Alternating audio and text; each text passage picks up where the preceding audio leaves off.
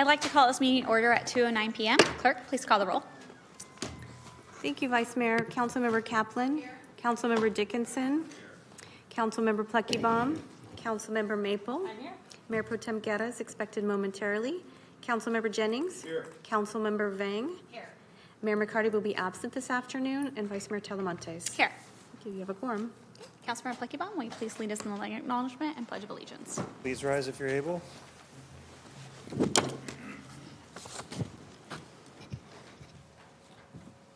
To the original people of this land, the Nisenan people, the Southern Maidu Valley and Plains, Miwok, Patwin-Wintu peoples, and the people of the Wilton Rancheria, Sacramento's only federally recognized tribe.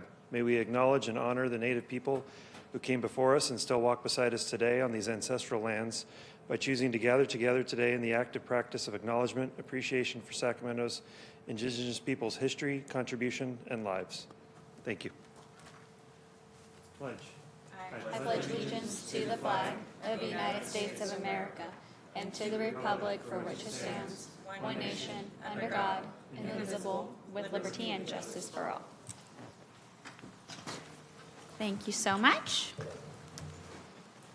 All right, City Attorney, any report out from closed session? Nothing to report out. Okay, thank you so much. Consent calendar, do we have any members of my colleagues that want to pull anything, speak on anything, ask questions? Item number 12. Okay. Just a comment. Anyone else? Going once, going twice? Okay, Councilmember Guerra. Thank you. Just again, I wanted to just thank all of the work that's been done here for anti-displacement and housing anti-displacement again, and to give my gratitude for the city and also Habitat for Humanity for the work that they've done. We just most recently did Rock the Block in Oak Park. Councilmember Maple was there as well with her whole team, doing those great efforts. But this home repair pilot program, it's going to help at least 50 households in these very critical areas off of Stockton Boulevard. And this is the kind of work that we need to continue to make sure that we keep people housed, particularly folks who are on restricted incomes. And we keep the quality of our housing stock there. But I just wanted to thank the staff again for this good work. So thank you, Vice Mayor, and appreciate both Habitat and our city team and all those volunteers who have come out and supported this effort. Will you move consent? I'll go ahead and move consent. I'll second. Thank you. Councilmember Kaplan. Thank you. Just a couple of questions that I hope staff can just follow back up on. I don't need them answered now, but when you look at consent item 8, 9, and 13 as they relate to our emergency shelter voucher program, our Step Up on 2nd Street, and our city motel program, with consent item 8,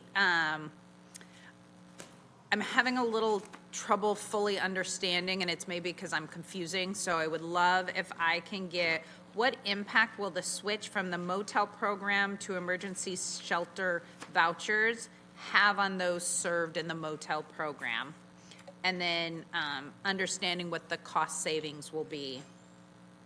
And then on consent item 9, the Step Up on 2nd Street case carrying outreach services for street outreach. How are we tracking the funds that we give and what specific initiatives they're going to and the success rate that we're having with those services? And then on consent item 13, our city motel program agreement with the hotel motel.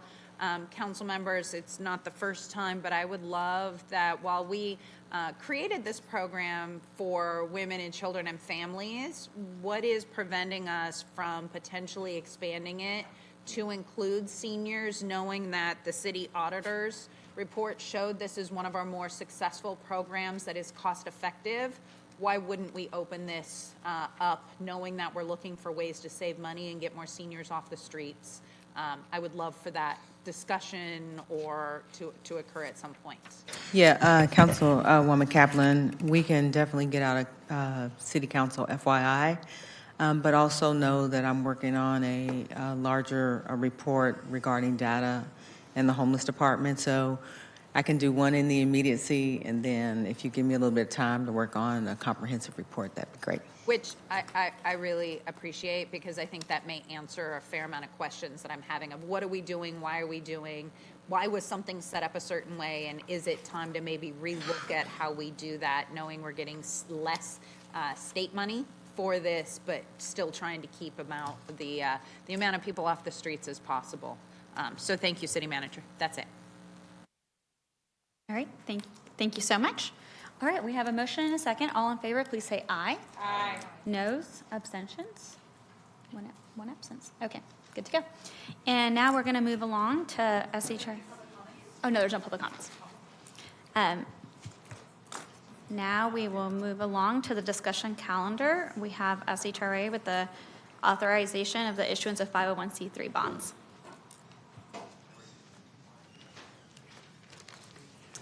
Good afternoon, Vice Mayor Telemontes, council members. I'm Keisha Boulware with SHRA. We're here today requesting approval of final bond documents for the Creek at 2645 Apartments. I was here last month before you seeking authorization of 501c3 bonds for this project. As you may recall, the project administrator, Art House Partners, is proposing to acquire and rehabilitate the existing multifamily housing development consisting of 368 1-, 2-, and 3-bedroom apartments. 40% of the units will be restricted to 60% of the area median income, and an additional 35% of the units will be restricted to 80% AMI. The remaining 25% of the units will continue to be unrestricted and rented at market rates.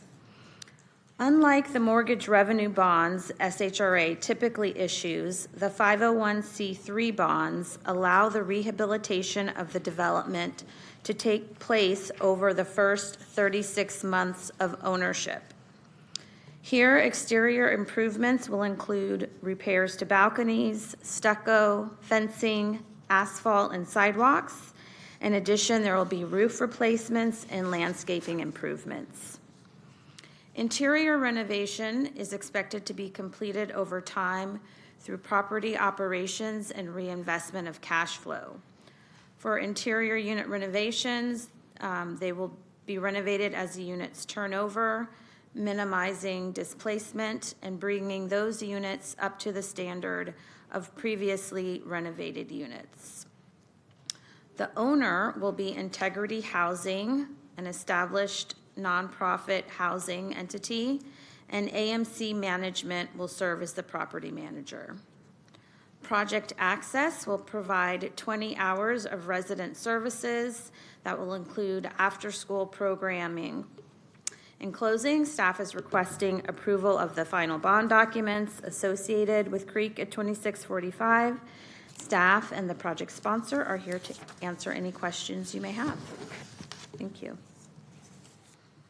Thank you, Kesha. Do you have any public comments on this item? I have no speakers on this agenda item. Okay, sounds good. So you can have a seat. I have a few comments and then a few questions. So this project is in my district, and this is the second time that I go through a welfare tax exemption project in my district, and I know that there's many more to come throughout the city of Sacramento and the county of Sacramento. So for people that don't know what a welfare tax exemption is, I'm going to go through it because I had a lot of community members asking me about this project. They had concerns, they wanted to know more, so I want to make sure that people can listen to this in the future and understand what it is that we're doing here. So projects can apply for welfare tax exemption, which means in exchange for not paying property taxes, they must do rehabilitation or renovation on their properties. And they must keep rents at a certain area median income. These do impact city, county, local schools, mosquito abatement, and everyone that collects a piece of property. So any money that was supposed to come to the city of Sacramento for property taxes or the county or mosquito abatement or RD 1000 goes back into the property and does not go into the government agency. Like I said, this is the second time I'm dealing with this. Last year, the Woodlands, which is 803 units, saw a welfare tax exemption. I asked them to work with SHRA in good faith. But eventually, they got approval from CADA because it was taking too long and did not listen to the wish list from my community. So then I had a lot of constituents experiencing issues, and I didn't have anybody to call and pick up the phone to, because usually when I have problems in my district, I just call SHRA, and SHRA deals with it and helps me find solutions for problems. So they went to a state agency, and so for me going through the second time, I asked the developers of this project to work with me with SHRA on this project, because one of my concerns is that developers and property owners can go to any state agency and get approval for their bonds, and they don't have to come to the city council. And for me, keeping that local control is really important because it gives me someone to pick up the phone and call when I am experiencing an issue. And so I do want to thank the applicants for working with us and working with SHRA to be able to get this done. According to the county assessor, 182 parcels in the city of Sacramento received a welfare tax exemption with a value of $1,427,402,734 for the 2025 calendar year. About 150 of those parcels are regulated by SHRA. The remaining parcels likely have tax credits or other restrictions like the CADA program or other tax agency or tax state agencies, which make them eligible for a welfare tax exemption. So the question for me as we get these projects that come before us on the city council is, what are the wins for the community? What are the area median incomes? And what are we going to do to streamline our process here at the city of Sacramento so that we have an actual structure, an actual program of what people can expect for when they come to us for approval of these bonds? And so that's something direction for SHRA and to our housing, I see Greg and Matt in the audience and our city manager is creating a framework of what people can expect for the city of Sacramento for when they ask for these bond exemptions, because keeping that local control is so important to me. I'd rather have someone come to the city of Sacramento to sign off on those bonds than go to a state agency that we don't know, don't have any connections with.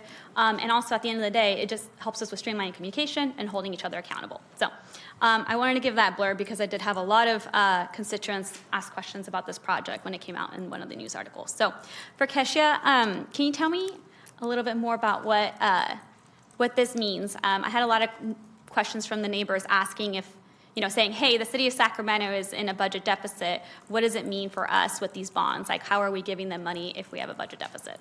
Great. So I think, as we've talked about here at the council, there is a need for new affordable housing, but there's also as big of a need for preservation of affordable housing. And to your point, other purchasers could, buy this property, do minimal renovations, and just ratchet up the rents. So with this bond program authorized by the city and the welfare exemption, we can ensure that that money is reinvested and we preserve affordability going forward. Okay, thank you so much. And then I have a question for Art House partners. You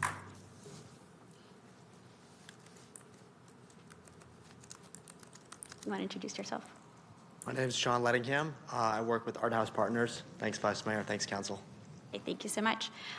First of all, I want to thank you for working with SHRA. This is the first time that SHRA does this. I don't know if you want to expand on that, Keisha, when you come back up in a second. But can I know how many of the units will require rehabilitation? So 38 units are in classic condition. 189 have been renovated by Bridge, which is the current owner, and 141 were renovated by the previous owner. We will be doing minor renovations to the units that were already renovated to bring them all up to kind of the same standard. We'll be doing a more comprehensive renovation on the 38 classic units that were original to the construction of the building in 1986. Okay, and then who will the new owners be? The new owners will be Integrity Housing, which is a registered 501c3 nonprofit. They've done a number of these transactions across California, and we're lucky to have them as partners here. Okay, that was going to be my next question. Do they have experience managing affordable housing projects of this size? They do, yeah. They have, in fact, direct 501c3 bond experience, which gave us a lot of comfort around their ability to help us out here. Okay, and then who will the property manager be? The property will be AMC. They've done a number of conversions across Sacramento and specialized in mixed income housing, which is why they gave us a lot of comfort, and they've got an institutional platform that has a lot of strength in this area. Okay, and then my last question is, what programming will exist for the residents? We'll have Project Access on site, which is currently in place. Under new ownership, the resident services would likely be eliminated. We're preserving that and are doing after-school care as well as some financial literacy courses and other things for the residents and providing at least 20 hours per week. Okay, thank you so much. Thanks. And then, Keisha, if you can just come up here and tell us a little bit more about SHRA doing this. Sure. So you're correct. SHRA has not issued 501c3 bonds in the past several decades. I think you all know Christine Weichert. She's been with the agency over 30 years and has not seen issuance of these types of bonds. But they're coming more into fashion when there's an appropriate interest rate environment and when it is a soft seller's market. So we're seeing more and more of these, as you mentioned, Vice Mayor.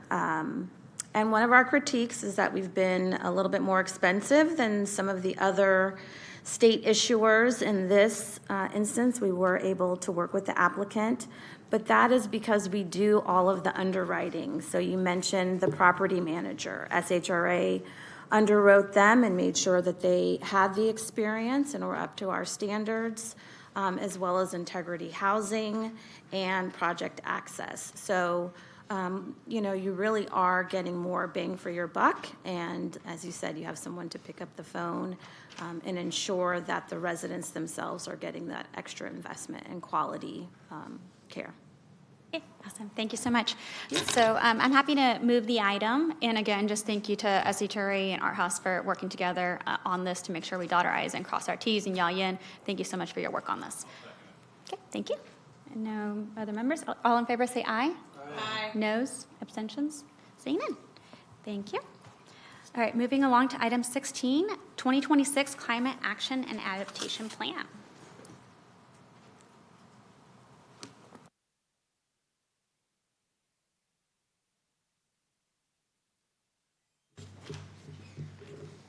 Good afternoon, Vice Mayor and Council. I'm Laura Tuller. I'm an Associate Planner with the Community Development Department, and I'm here to present the second annual Climate Action and Adaptation Plan Annual Progress Report. So just starting with a quick overview of how the report's structured, we'll walk through major progress across key sectors, including buildings, transportation, and water.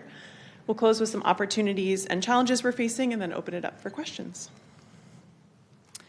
So this report provides a background on the CAP, including our emission reduction targets and key climate risks. I do want to note that this is a narrative report. A more detailed quantitative report is planned for 2027 as part of the CAP update. In 2025, the city completed a range of key planning efforts. We adopted the Urban Forest Plan, adopted the Streets for People Active Transportation Plan, completed the SAC-ADAPT Transportation Infrastructure Adaptation Plan, which was funded by a Caltrans grant, and we participated in the Urban Land Institute Technical Assistance Leadership Exchange Program focused on extreme heat in partnership with Sacramento County. These efforts help guide and prioritize implementation. So starting with the built environment, SMUD's 2030 Zero Carbon Plan is a major driver of progress here. Since 2021, SMUD has added about 440 megawatts of renewable energy and storage. Key milestones in 2025 included the Slow House Solar Project and the Hatchet Ridge Wind Project, pictured here in Shasta County. We can also continue to see strong trends toward all-electric new construction. Over 80% of single-family homes and more than 90% of ADUs in 2025 were built all-electric. This reduces construction costs and provides ongoing bill savings for new residents. Existing buildings are a bit more of a challenge. Most water heater replacements in 2025 were still gas-to-gas, although electrification is gaining some traction. And 39% of permitted HVAC installations were for heat pumps in 2025. Do want to note that SMUD continues to provide strong incentives for gas to electric conversions. The transportation sector is still our largest emission source, but zero-emission vehicles are growing. About 25% of new sales in 2025 were for zero-emission vehicles, though we did see adoption slow slightly with changes in federal incentives, as you can see in the graph on the slide. Fueling an EV in Sacramento is generally less expensive than fueling a gas-powered car, which is great news. We also completed the EV Blueprint project, which expanded charging access and supported car share and an e-bike pilot program. We're also investing in active transportation. Key milestones in 2025 included completion of the Del Rio Trail and the Niños Parkway Phase 2, which improves connectivity and safety for active modes. In the water sector, we're advancing conservation and resilience. Since 2018, 95 projects have implemented low-impact development measures, which helps manage stormwater and support groundwater recharge. The Department of Utilities also continues robust conservation programs from turf conversion to leak repair and efficiency upgrades. Adaptation to our climate impacts is increasingly critical. Our city parks are expanding shade and climate-adapted landscaping, which you can see on the left. And regionally, the water bank improves drought resilience by storing water underground. Last year alone, the region banked about 23 billion gallons of water. Our climate progress really depends on strong coordination. Our city departments work closely together, and regionally, we're partnering with agencies like Sacramento County, Elk Grove, and SMUD. While many climate solutions offer long-term cost savings for residents, funding the city's climate work remains a major challenge. We rely heavily on competitive grants to advance our work, and recent federal changes have resulted in about $11 million in lost or frozen funding. So ensuring sustained progress and equitable action will require sustained local investment and new funding strategies. That concludes my presentation. We appreciate the opportunity to share about progress, and we're happy to answer any questions. Thank you. Do you have any public comment on this item? I have no speakers on this agenda item. Okay. Councilmember Dickinson. Well, thank you, Vice Mayor. And I have a variety of areas I'd like to inquire into. I appreciate the update, and I just want to drill a little bit further down on some of the areas. I certainly embrace the efforts that we have made, and obviously it's hard to get all the results you want when there are certain parties that aren't very supportive, shall we say, in this environment. But this is one of those issues where I think truly we do have the opportunity to think globally and act locally. So what we do is important in this vein as far as I'm concerned. First, I wanted to ask a little bit about what is happening with respect to the climate emergency resolution that was, as I understand it, adopted by the council, by the Board of Supervisors, by the SMUD directors, and then was a template supposedly for working together in concert with the other agencies. What can you update us on the status of that? I'm not entirely clear on what you're referring to. Perhaps that's the city's climate emergency declaration. Yeah. So I would say we have a range of efforts that have led to, first, the Mayor's Commission on Climate Change was a key milestone, delivered a set of recommendations that informed our climate action and adaptation plan development, and we are actively working to implement those adopted CAP policies, and then really working in a range of, as Laura noted, a range of partnerships with our local partners, SMUD being, first and foremost, or a clear partner in work around electrification, but working with the county and Elk Grove as well. So really finding our opportunities to where we have the clearest path to successfully implement adopted CAP policy is really where we're focused at the staff level. Is there any sort of regular or routine convening of the staffs from SMUD and the county and the city to work on those implementation elements? Yeah, so we have a standing memorandum of understanding with the city, SMUD, the county, and the city of Elk Grove around building electrification. So that's one partnership. We do have some other ad hoc convenings among staff between the agencies. We have a regional city and county climate working group that involves the cities in Yolo and Sacramento and both county agencies. So sustainability staff from each of those agencies meet monthly. That's kind of a little bit more informal convening. That's an opportunity to learn from each other's best practices, learn where we're all making progress and where some folks might be hitting some roadblocks that we want to be aware of. So a really good opportunity to build the community of practitioners and sustainability within the region. So have those convening's turned more into information sharing as opposed to adopting a platform or a work program across the three. I'm just talking about the county and SMUD for the moment. Adopting some work approach across the three and then implementing that.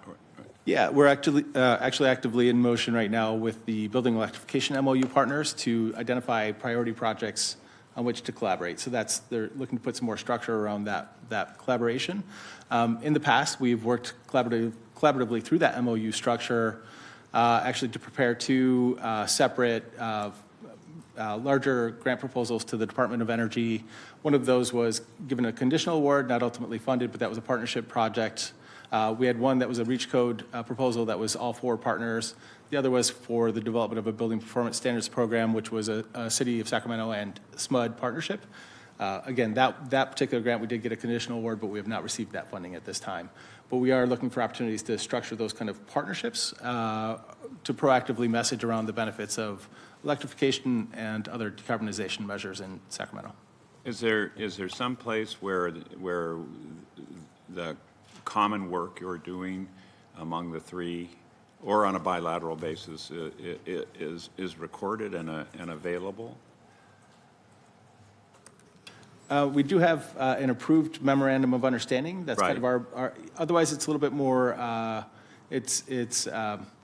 each agency then has to work through our own approval processes where we do find opportunity to collaborate on more structured projects. Okay. So we don't have there's not a, website with information available for the MOU specific efforts. It's each of our agencies is communicating through our own, website and other means of communication. Okay. Okay. I appreciate that.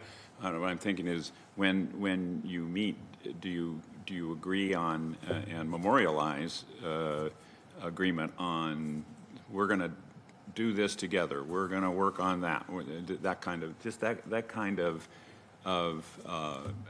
recordation that if someone, a member of the public or an elected official said, gee, I'd really like to know what you guys have been talking about in those meetings and what you've agreed to do, that you could say, here it is.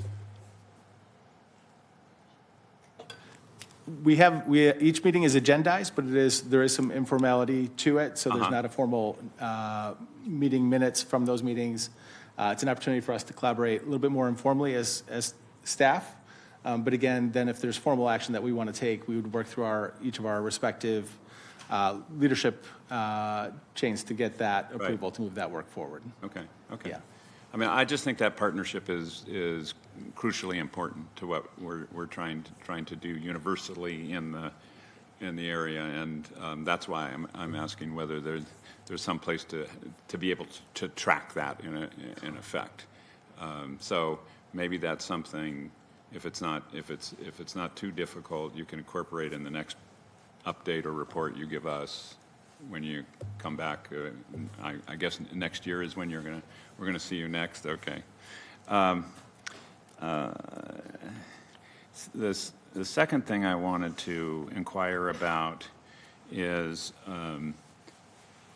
what the city is doing as an institution to reduce its own emissions. So separate and apart from trying to get people to electrify their buildings or to buy zero-emission vehicles, I think what we're doing, and I know there are elements to that, such as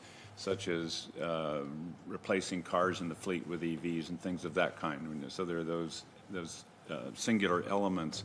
But is there any overarching plan that has been developed for the city as an institution to reduce its own emissions? Whether it's replacing lights, reducing waste, EVs, and a target that we're working toward as an institution? Yeah, so I would say it is sort of memorialized in the municipal measures of the CAP. I don't want to speak for facilities and public works, but yes, they are working on, I think, fleet electrification. We do have an electrification first policy, I think, for city facilities. So trying to work towards electrifying our buildings. We're working with extremely constrained resources, and so it is very challenging. And just providing sort of basic maintenance to our city facilities is a challenge in and of itself, I think. Do you want to bring Assistant City Manager Ryan Moore? He's in the audience. Sure. Yeah, that'd be great.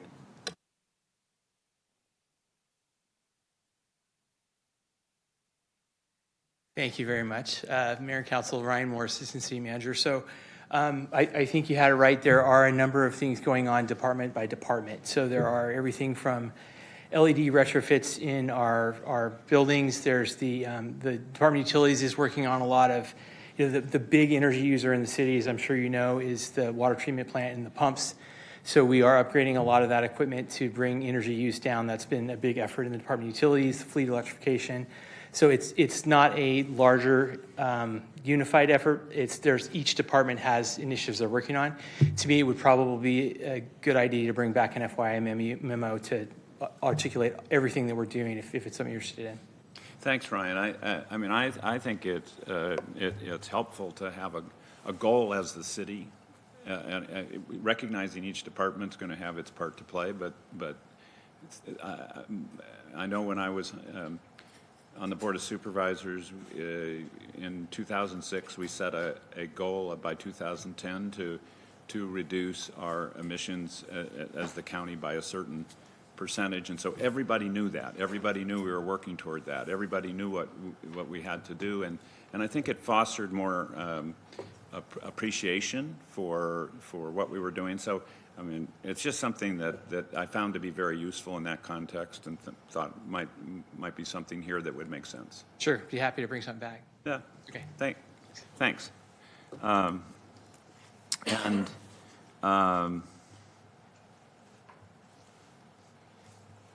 In a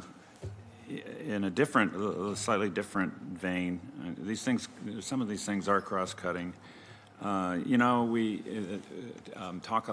there's good devotion to increasing our tree canopy in the climate action plan. I wondered, we have a lot of private parking lots that are unshaded. I mean, we know the challenges of getting people in their neighborhoods to plant trees for a lot of reasons, but I wonder, would it make any sense from your perspective to, in addition to our public parks and lots trying to increase our tree canopy, to look for opportunities with some of the folks who have private parking lots and try to work out something where we combine tree donations, say, from the Tree Foundation with working with the property owner. I know there's one large parking lot, for example, in the district I represent where I've talked to the property owner and they've said, well, they'd be really interested. Now they may be less interested if it has a significant price tag attached to it, but there's this, I can't remember where it was down in South Sacramento where actually there was a large private lot that got tree canopy, trees planted that could grow into a canopy, and there's so much heat island effect, especially in our more challenged neighborhoods from these asphalt or concrete open areas. So is that something that could make sense from your point of view to add to our program? Jennifer, do you want to speak to the parking lot shading pilot?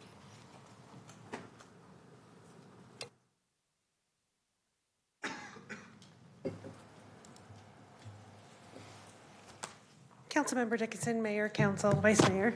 Jennifer Donlin-Wyant, Division Manager for Mobility and Sustainability in Public Works. And one of my teams is the Climate Action and Sustainability team, who are working to do actually a parking lot greening program. We're piloting how can we install trees in parking lots. What are the things we need to think about? Because it's one thing for trees to be planted.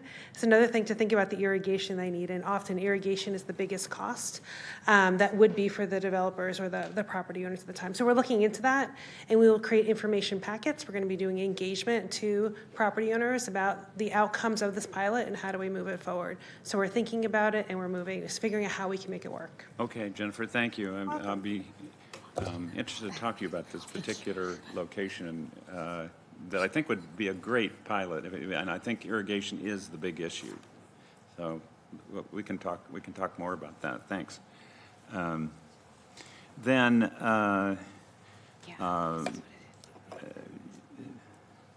you were, and you note in the document that you were interested in working on a building electrification strategy with a REACH code, and that AB 102 has limited the ability to pursue that.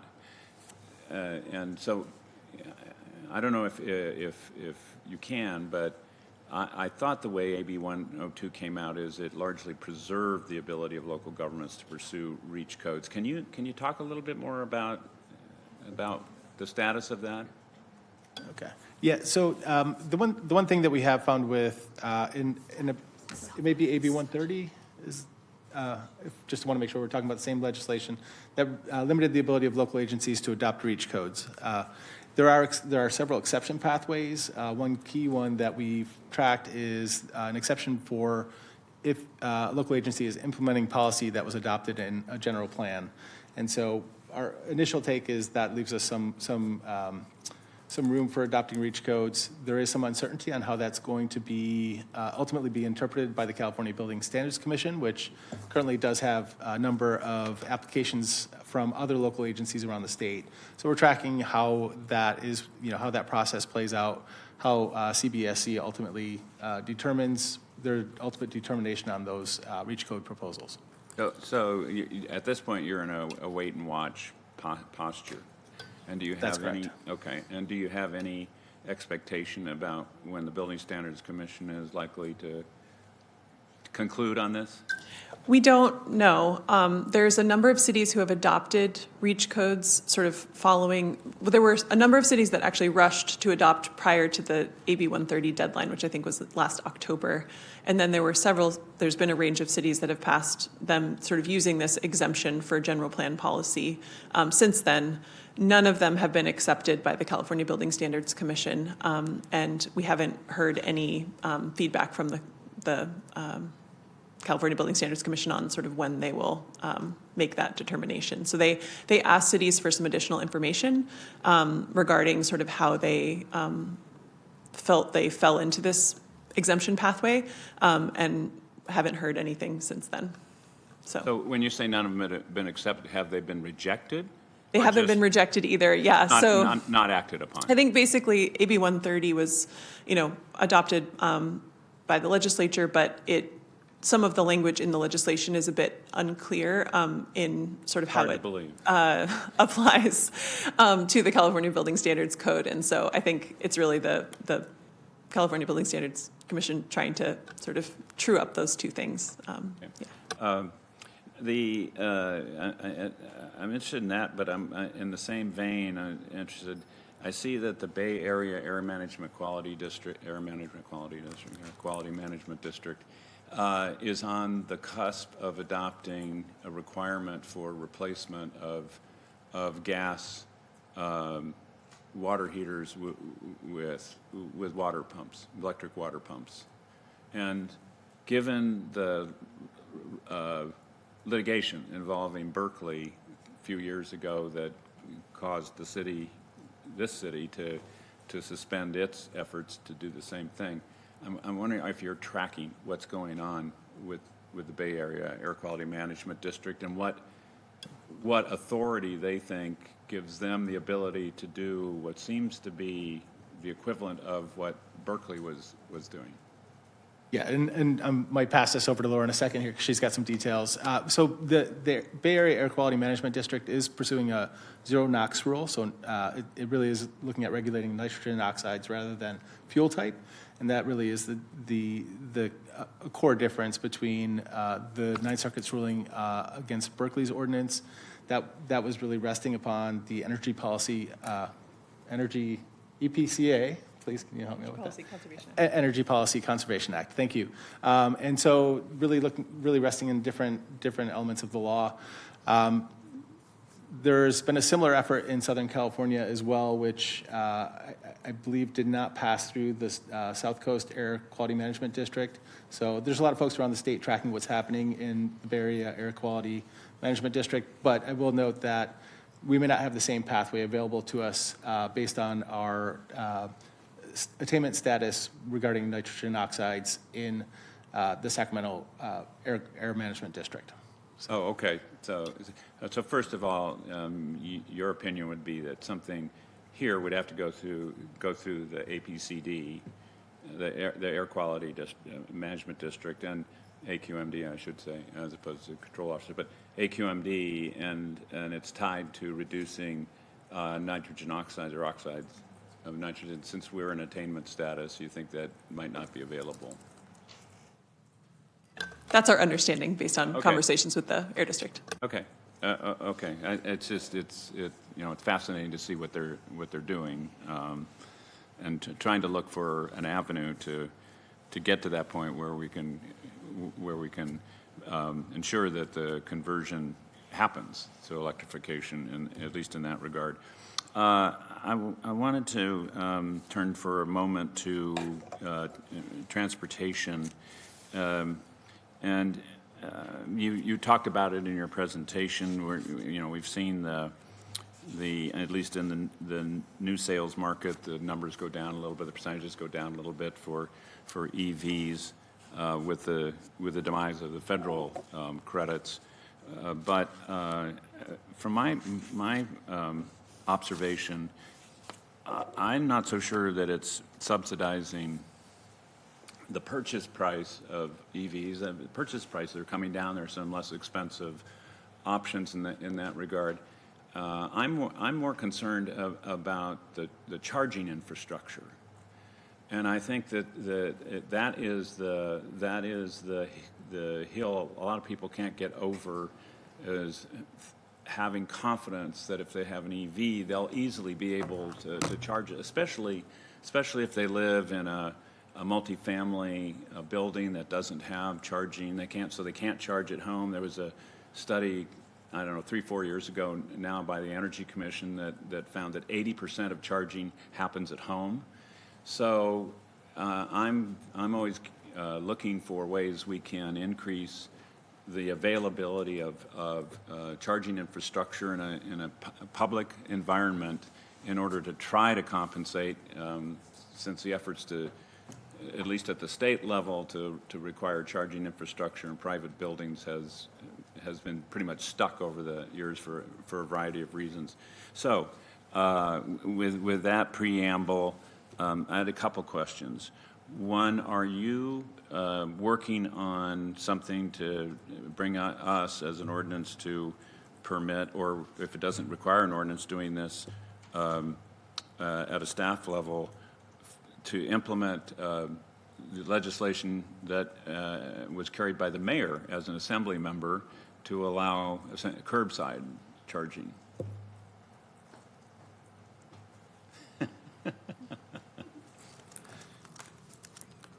Good afternoon, Jennifer Donlin Wyatt, Public Works. We are working on that. So that is our curbside charging policy. We've had a framework since before the pandemic. And my mobility, parking, and curb management team is working to bring that forward. We will have it before the end of the year as required by the legislation. Okay, great. Thank you, Jennifer. Thank you for that work. I look forward to seeing that. Councilmember, before Jennifer, can I dig in on that one? Yeah. So we had done a digital kiosk ordinance to try to look at on-site charging with that, because sometimes the cost of metrics, the cost to actually put that charger in and pay for it could be offset by advertisement.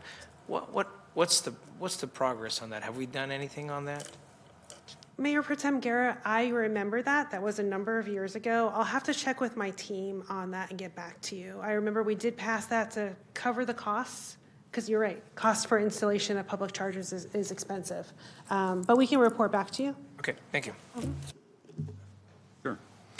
And are there other initiatives that you're taking to try and increase the availability of charging infrastructure in the city? So we have limited work in motion right now. I'll just preface everything by noting that the 2025 California Building Code more or less doubled requirements for charging infrastructure and new development. So there is a substantial amount of new charging infrastructure coming online as new development happens. As you note, the existing buildings are really the challenge, especially existing multifamily. So we don't have any formal work in progress. We have some work around tracking EV adoption and some conversations in motion with community partners. There is some interest certainly from SMUD in supporting retrofitting multifamily housing and seeing how that can happen. I don't want to speak to SMUD's work that they may be moving forward in the near term, but that there may be some opportunities to see change there. Certainly in tracking technology, there's a lot of innovation right now happening around how do we get charging infrastructure into existing multifamily affordably. And, there's so many different types of multifamily developments that there's no one size fits all, but there are some opportunities I think that will become more available going forward. So I would just say that we have some light work with, in coordination with partners, but very limited. We don't have a clear ordinance pathway in front of us at this time. Okay, thanks. One aspect in particular, I've been told by one of my fellow SMUD directors when I was asking him about getting more charging capacity in, say, the 10th and L garage or the downtown garage, and he told me that the real obstacle is transformer capacity, that they can't locate enough energy because it's hard to put a transfer on a parking garage to get more stations or locations sited. And if that is the case, then looping back to the work under the MOU, I'm wondering if that's something that you're talking to SMUD at all about, how either you can, or SMUD, could add transformer capacity, or you can have some other approach that could allow more charging units in the, especially there may be other garages, but especially the 10th and L garage, where I see those units are so oversubscribed all the time that, except on weekends and nights, I suppose, but during workday, normal workday, I wonder if there's just anything that's under discussion or planning in that respect. I would say, first that I think SMUD is actively planning internally so that we don't necessarily always have transparency about their system planning. Yeah. I will note that we have some early discussions in motion. Again, first I'll talk about the building electrification MOU is really structured around building electrification. So looking at, in particular, with an emphasis on our existing built environment. So thinking about charging for EVs is outside the scope of that particular partnership. But I'd say SMUD is planning for this. On the local agency level, we do have requirements that flow with the Local Electrification Planning Act, AB 39. So we have until January 1, 2030 to comply with that act. But that is something that I think is going to drive coordination between SMUD and local agencies, including the city, to really plan at that finer grain scale that we need to really meet the challenge of that increased demand at, in particular, charging nodes are really going to be a key piece.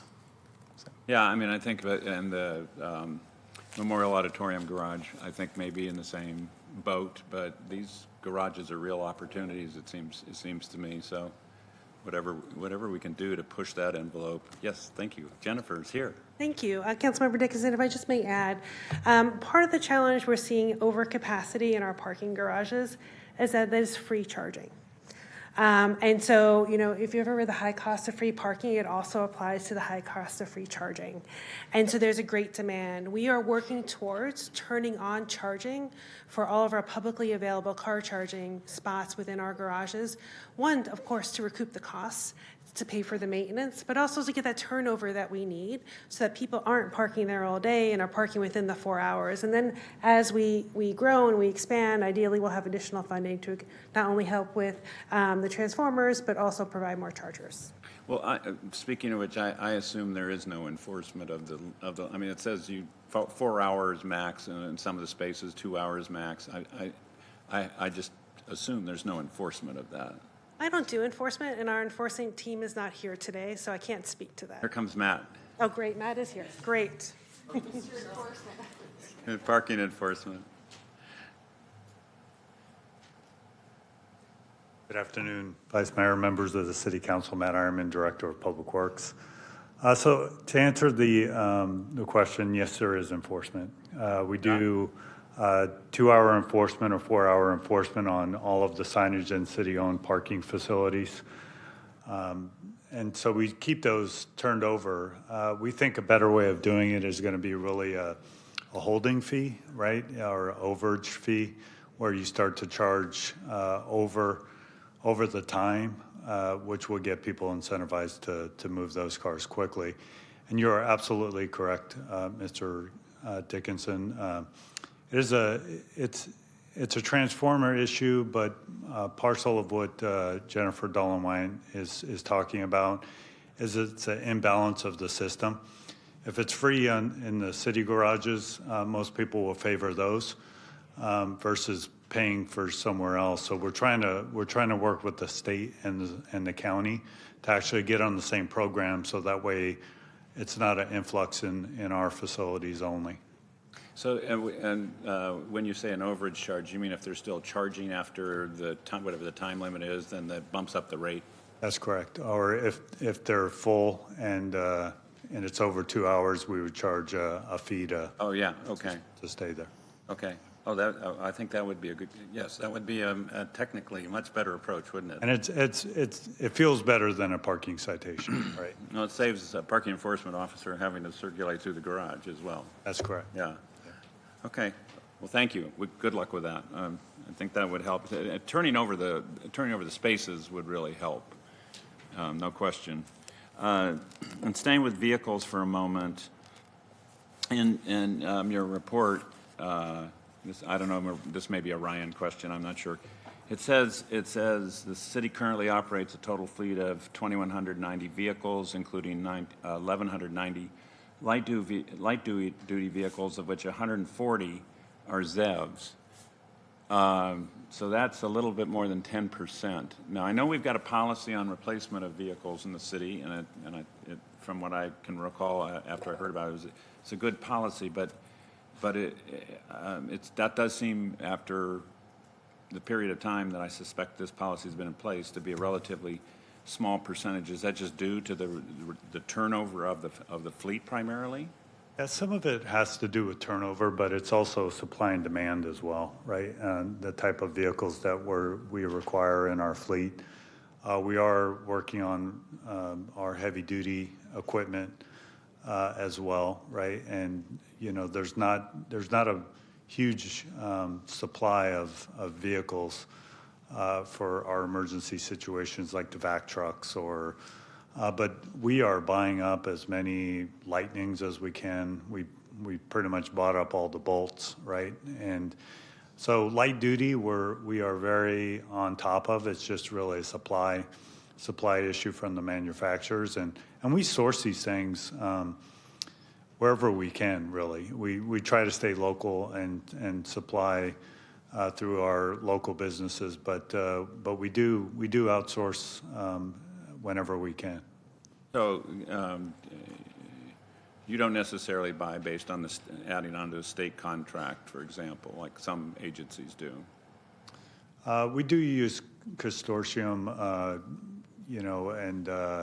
and get onto those as well.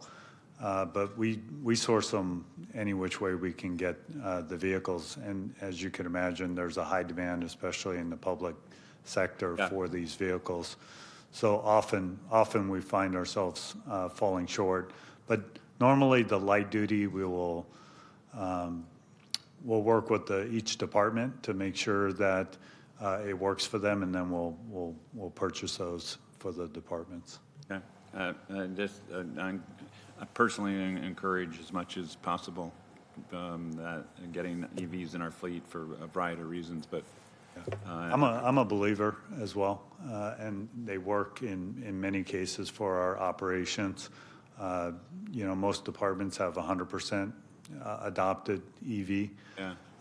But we're working through the heavy-duty vehicles because that's going to be a big change for us. And whether it's going to be electrification or hydrogen, but then there's the charging infrastructure, and then there's the really what SMUD can deliver at that point. Yeah, yeah, absolutely.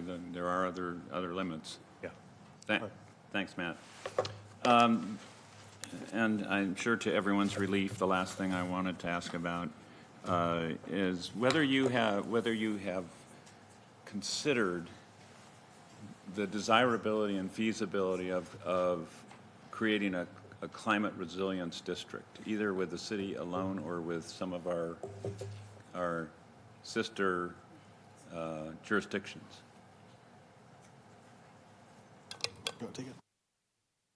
Great piece of legislation, by the way. Councilmember Dickinson, Vice Mayor, Council Jennifer Donlin-Wyant.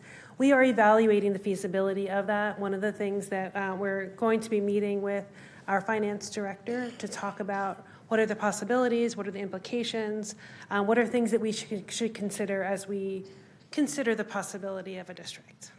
But it's on our plate, it's on our work plan, it's something to look at.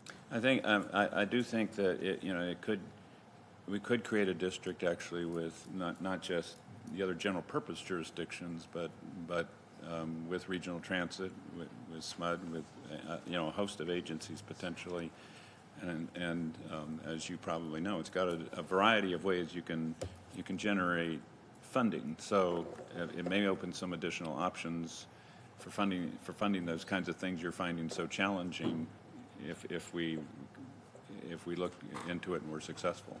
Absolutely. Okay. Thank you. Thanks for all the work. Thank you for the indulgence. I'll end where I began. I think this is the preeminent issue. We face a lot of current issues that are, in fact, our priorities. But if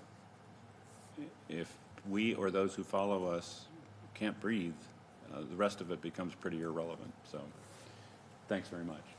Thank you. Councilmember Kaplan. Thank you, Vice Mayor. Ditto on everything Councilmember Dickinson asked. Just want to follow up on a couple things because it's a balance of City of Sacramento, but also our regional transit. In North Natomas, I have a lot of land that has been set aside and was supposed to be for the Green Line, which is, light rail. But there is a timeline to encumber that land, and, I am not on regional transit. Some of my colleagues are. I have talked to regional transit about how do we look at bus rapid transit, but I'm very concerned at the pace because I think those lands revert back to developers if we do not encumber them and have plans on them by 2029. And that is a massive loss for Natomas. When we talk about climate change in the future, we know that vehicle emissions are the #1 driver of climate change. And getting people out of their cars and into reliable public transit is just the #1 thing we can do. And while we aren't the complete drivers of that, it's how do we work with STA and SAC RT. It is so important that we actually as a city drive to make sure that SAC-RT reopens up the Green Line so that the EIR allows for bus rapid transit and that we actually encumber those lands. Like we've got a little time, but considering at the rate that government works, 2029 is not a long time away. And so I want to make sure that gap that doesn't get missed because we know it's going to be billions of dollars and light rail isn't coming.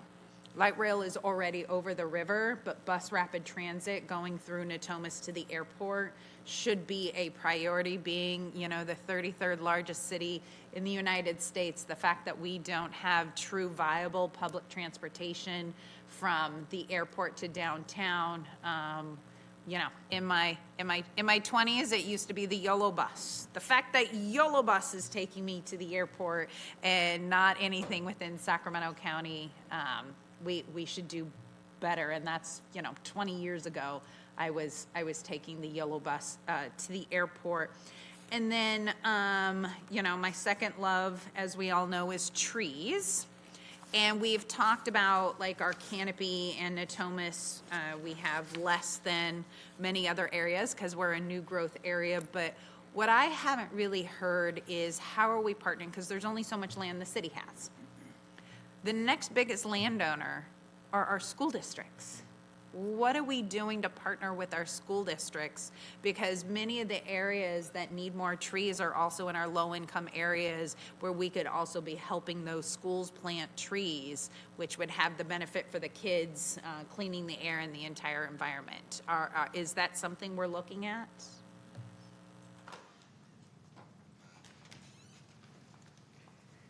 Thank you for being here today. I am so glad I'm here today. Councilmember Kaplan, Jennifer Donlin Wyatt, Public Works. We are partnering with school districts for trees. Part of our challenge is we actually had a grant in District 8 funded through the federal government to partner with Sac City for trees. Rosa Parks, I believe, was the school. We lost that grant under the federal administration. Luckily, other partners were able to come together, and those trees were planted at the school. So it is definitely something on our radar. It's something that we are pursuing, and as funding opportunities arise, we partner with the school districts, all of the school districts in the city, to find opportunities for the trees. So I think that's great, but I think also what would be helpful, because I have relationships with all of the schools in my area, what would that cost and what does that partnership look like? So if I go to the superintendent and say, this is how much it would cost for us to partner to do this, because then potentially site councils, where the district may not have money, but the local site council or the PTA or the parents would want to get involved in that.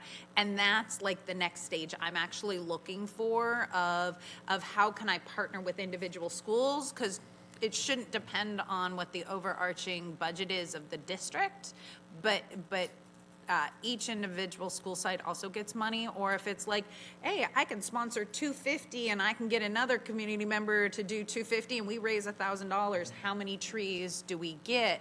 Because then that becomes part of the facilities M&O of the school district, not necessarily the city. But what does that partnership look like? So if we have like just a document that could see, here's you want to do, here's what the cost is, I think we could actually work faster in getting those partnerships. I will talk with my team about that.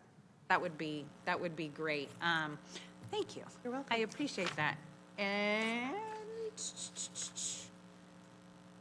besides, we all know we have amazing plans and no funding.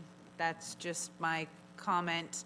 I don't know if there is a way when we look at these plans, prioritizing what we should find funding first that has the greatest impact for the reduction on emissions and pollution. That's probably maybe the next thing I'm looking at. Is we've looked all of these and we have all of these plans. How do we look at, instead of just the, my famous Chuck E. Cheese whack-a-mole, what is the best return on investment? That would be just as something we think about moving forward. Thank you.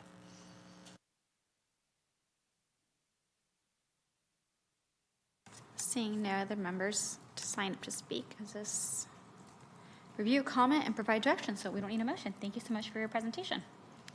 And next up, we have the 2040 General Plan Annual Report.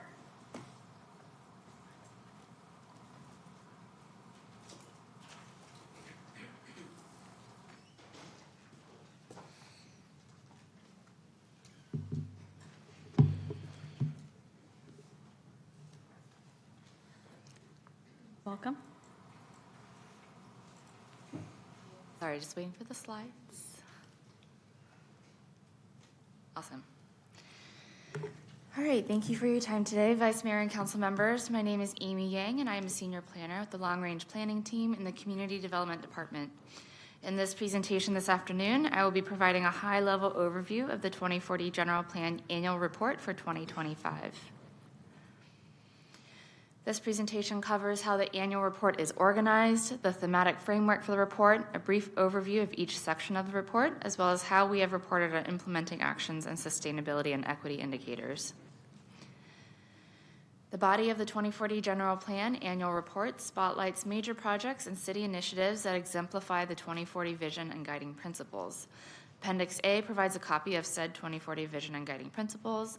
Appendix B includes a table of status updates on the general plan's 79 implementing actions. Updates are provided in partnership with multiple departments across the city who have key roles in helping to implement these actions.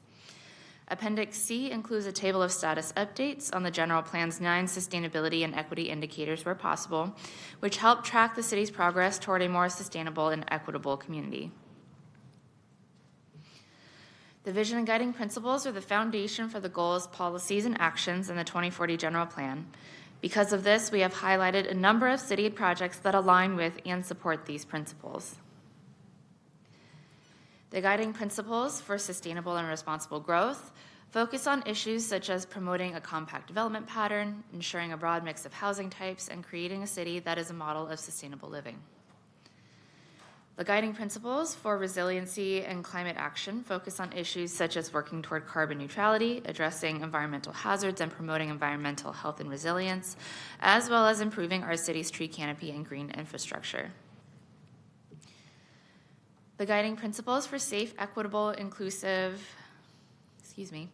and just city focus on issues such as prioritizing community resources toward historically disadvantaged communities, responsive public services, and care for the homeless. The guiding principles for regional economic hub focus on issues such as fostering small local businesses, cradle-to-career pipeline opportunities, and creating a civic and cultural hub. The guiding principles for livability and sense of place focus on issues such as pride of place, access to nature, and supporting the local arts community.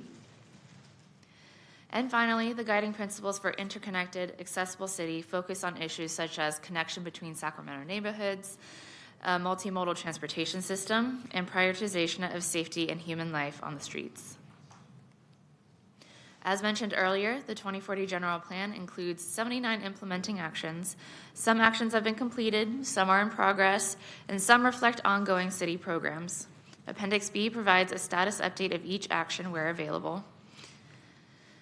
The equity and sustainability indicators help track the city's progress toward a more sustainable and equitable community. They show us where we need improvement and also where we have seen success. Appendix C provides a status update of each indicator where available. Thank you for your time today. That concludes my presentation. Okay, thank you, Madam Clerk. Is there any members of the public signed up to speak? I have one speaker on this item, Lambert. Mr. Davis.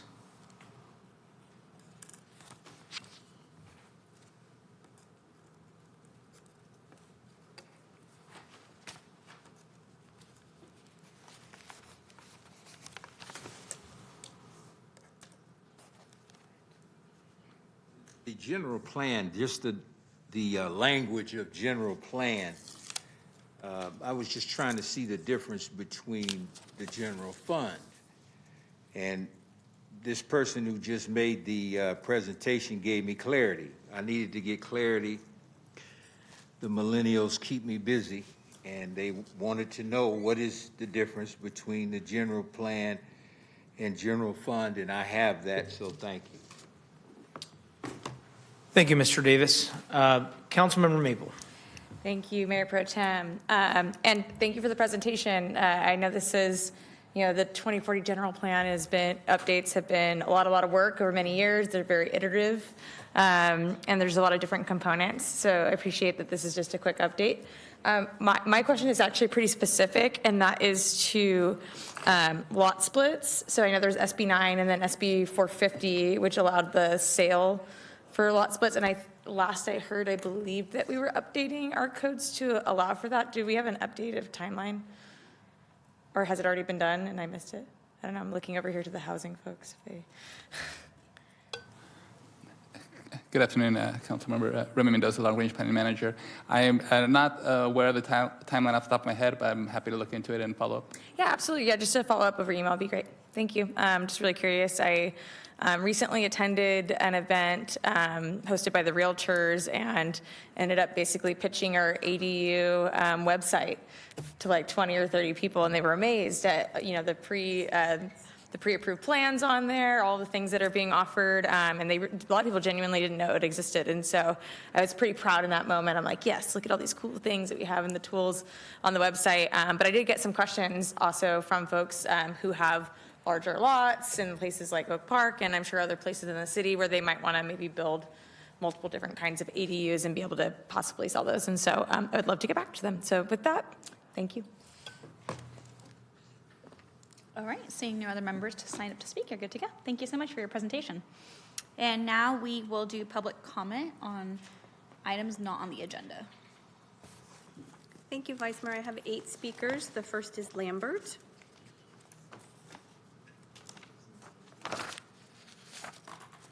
Following Lambert is Kalum Lato, Annabelle Gonzalez, Sandra Sharp, Myra Bennett, then Abigail Tweeton. Okay. I wanted to make an announcement to Mr. Dickerson and really the whole rostrum, those who care. During the Sweet 16, a lot of people, I don't know. The Sweet 16, when it was in Sacramento, the millennials, they approached me about a move that only they could come up with. And they said, hey, why don't we get cheesecakes and carrot cake to the players? You know, this is the women's basketball team. And I said, well, how are we going to do it? And they said, well, we'll reach out to the coaches through social media. All the coaches were women of the coaches. And so that came to Sacramento. And it worked because some of the coaches didn't even know me. They just reached out. And they're very famous coaches. They're very famous coaches. And some of the players were drafted. I saw Mr. Dickerson and his wife at the game. He didn't see me because we were enjoying the game. We didn't want to talk politics and all that. Turns out now that some of these women have signed very lucrative contracts. If you look at the WNBA, and some of them have reached back to us. They reach to them. They don't reach to me. I just follow what they say. And these are some very young, very wealthy players, and I wish them well. They asked me one thing of advice, and I said, yeah. Now that you're millionaires, get your parents out of debt and go from there. And don't forget about us. Next speaker is Calum Lotto, Annabelle Gonzalez.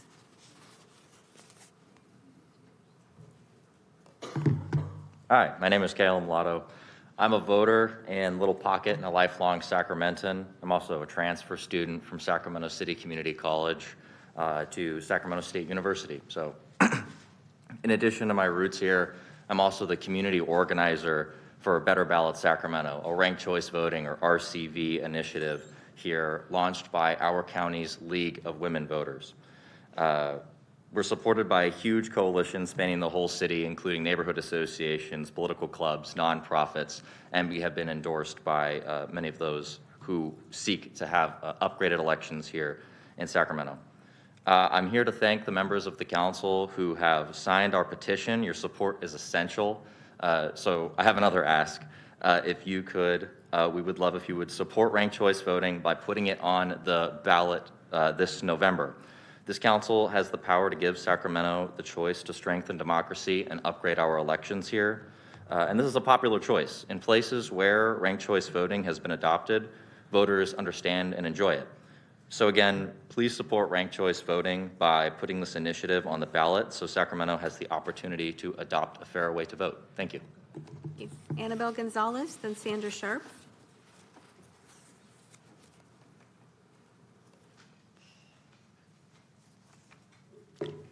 No data, no money. This is how the federal government runs HUD. If a program cannot show who came in, who came out, and where they went, it does not get funded.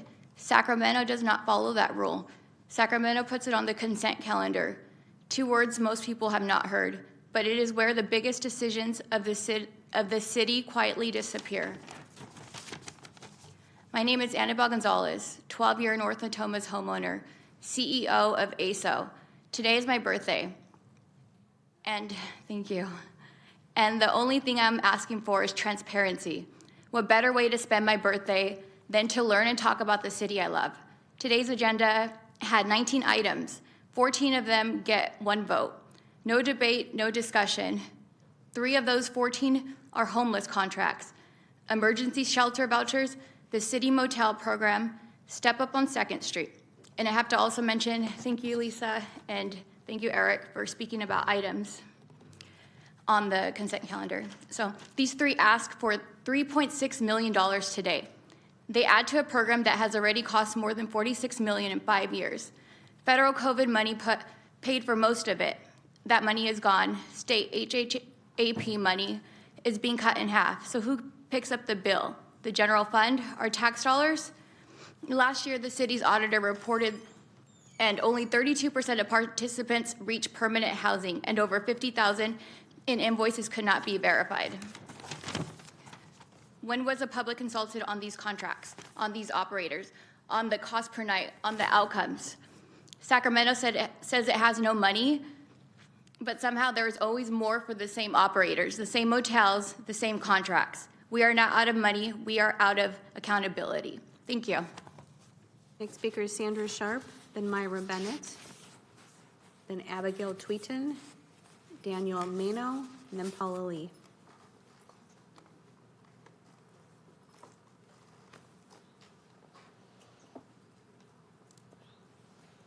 Good afternoon. I'm here seeking any kind of help I can get with, I'm going to try not to get emotional. My dog about 2 weeks ago needed to have emergency life-saving surgery, and I cannot afford our vet bill. I'm homeless and have been homeless for about 2.5 years now. And it was suggested by a friend that I come and talk to City Council and see if maybe you guys could help me to get my dog returned home. I owned her mom and dad, and I lost her mom to the same illness that my dog had. And thankfully, they were able to save her. But it's been almost 2 weeks now, and they're going to put her up for adoption if I'm not able to come up with some sort of finances or help. I've started a GoFundMe without much luck, and I don't know what to do. I'm seeking any help I can get on this matter, even if it's just advice. Thank you for hearing me. Next speaker is Myra Bennett, then Abigail Tweeton.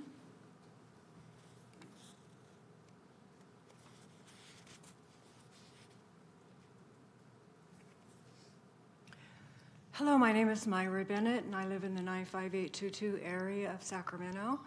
And I would just like to thank my council member, Mr. Jennings, for supporting ranked choice voting, and to thank you in advance for voting to place it on the ballot in November. Next speaker is Abigail. Following Abigail is Daniel, then Paula. Hello, City Council. My name is Abigail Tweeton. I represent a young voter base, and I am Vice President of the College Democrats of Sacramento State. On behalf of the College Democrats of Sacramento State, I'm here to let the Council and Mayor know that young voters and students are in strong support of ranked choice voting and want to see it on the ballot this upcoming November of 2026. Young voters will remember and support and thank you for putting ranked choice voting on the ballot. Thank you for your time. Next speaker is Daniel.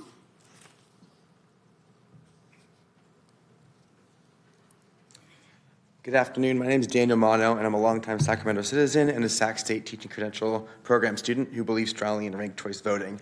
As you all know, not only does RCV change the system to allow votes to count even if someone's first choice is not picked, it mitigates the recent surge in black and white or blue and red thinking that truly hampers a healthy democratic system.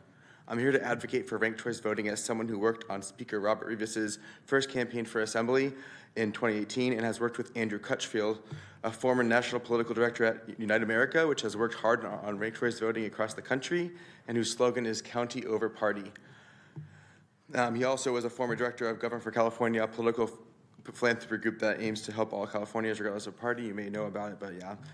Andrew explained ranked choice voting to me about a decade ago, and I realized very quickly, and I still believe, that it's worth having in place, and it's important to have in place. It's my understanding that a lot of you agree with that, and I appreciate that. I think it's an important part of improving our democracy. I believe strongly in it can help improve Sacramento's democratic process, and thus assist in best serving Sacramentans. Please put this on the November 26th ballot. Thank you for all the work you do, and thank you for hearing from your voters. Paula Lee will be our final speaker.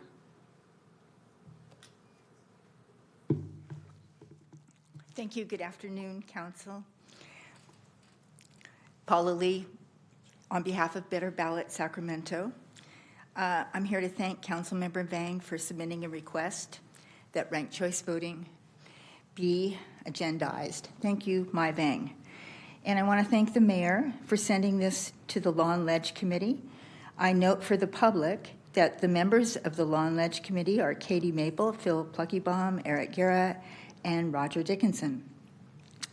I know many of you have signed our petition supporting putting ranked choice voting on the next ballot, maybe all of you. And I thank you because having it on the ballot as a question for voters allows us to debate whether or not we want this upgrade to our electoral system that many other jurisdictions have shown to be so positive for voters and candidates and for taxpayers. The coalition has provided the approved legal language for the ballot, and the city attorney has written the ballot title and summary for the Ranked Choice Voting for Sacramento Act. We hope this will save the city the money and time we have already invested. If there are other ways to help move this process along in preparation for what Law and Ledge Committee might need prior to their June 9th meeting, please let us know. And if any of you would like a review of the benefits of our proposal, let us know. We'd be happy to meet with you. Or you can check out our website, betterballotsacramento.org, where we compare ranked choice voting to our current system. Thank you. Vice Mayor, I have no more speakers. Are there the council comments, AB 1234 reports? Seeing none, this meeting is adjourned at 3:30.